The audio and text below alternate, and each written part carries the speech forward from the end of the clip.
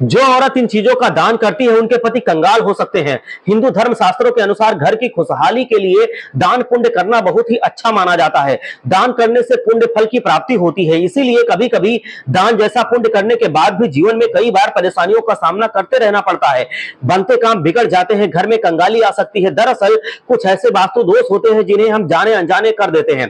कहते हैं कि पुण्य कमाने के लिए किया गया कोई दान भी हमें मुसीबत में डाल सकता है, क्योंकि कुछ ऐसी चीजें हैं जिनका दान अगर औरतें करती हैं तो उनके पति कंगाल हो जाते हैं, जिसे कोई भी नहीं रोक सकता। तो उन चीजों के बारे में जानने के लिए इस वीडियो को अंत तक जरूर देखिए। कहते हैं कि दान पुण्य करने से पहले आपके ऊपर ये जरूर जान लेना चाहिए कि कौन सी चीज आपको दान करनी चाहिए और कौन सी चीज नहीं, वरना बिना जानकारी के दान पुण्य का शुभ फल मिलने की बजाय अशुभ परिणाम प्राप्त होते हैं।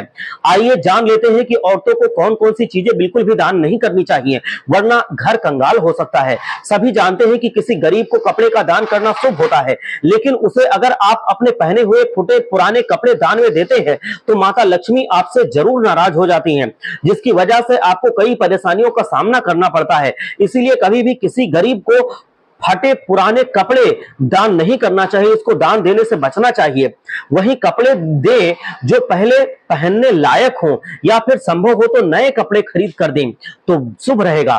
ठीक इसी तरह अगर आप किसी भूखे गरीब को खाना खिलाते हैं तो वो खाना बासी या खराब नहीं होना चाहिए, और ना ही किसी का जूठा खाना होना चाहिए। आप अगर ऐसा खाना किसी को खिलाते हैं तो आपको पुण्य मिलने की बजाय आपके घर में हमेशा विवाद की स्थिति बनी रहती है। इसलिए आप जब भी किसी गरीब को खाना खिलाएं तो उसे ताजा और साफ खाना, पौष्टिक खाना खिलाएं, जैसे आप अपने घर वालों को खिलाते हैं, खुद खाते हैं।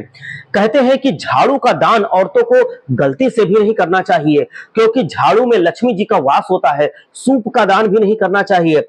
ऐसे में अगर आप झाड़ू का दान करते हैं तो समझ लीजिए आपने अपने घर की लक्ष्मी किसी और को दान दे दिया है। ऐसा करने से माता लक्ष्मी आपसे नाराज हो जाती हैं और आप कंगाल भी हो सकते हैं। वास्तु शास्त्र के मुताबिक शाम के समय नमक नहीं दान करना चाहिए, इससे निगेटिव एनर्जी स्ट्रांग हो जाती है, जिससे आपकी तरक्की और बरकत सब कुछ रुक जाती है। सूर्यास्त के समय या उसके बाद दूध का भी दान नहीं करना चाहिए, क्योंकि दूध दही जो शुक्र ग्रह का प्रतीक माने जाते हैं, जो सुख वैभव देते हैं, इसीलिए इनका दान सूर्यास्त से पहले कर देना चाहिए अगर करना है तो।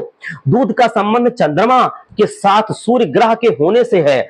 ऐसे में इसके कमजोर होने से दान करने वाले व्यक्ति के जीवन में दुखों का पहाड़ टूट पड़ता है। साथ ही शाम के समय दूध का दान देने से घर की बरकत चली जाती है।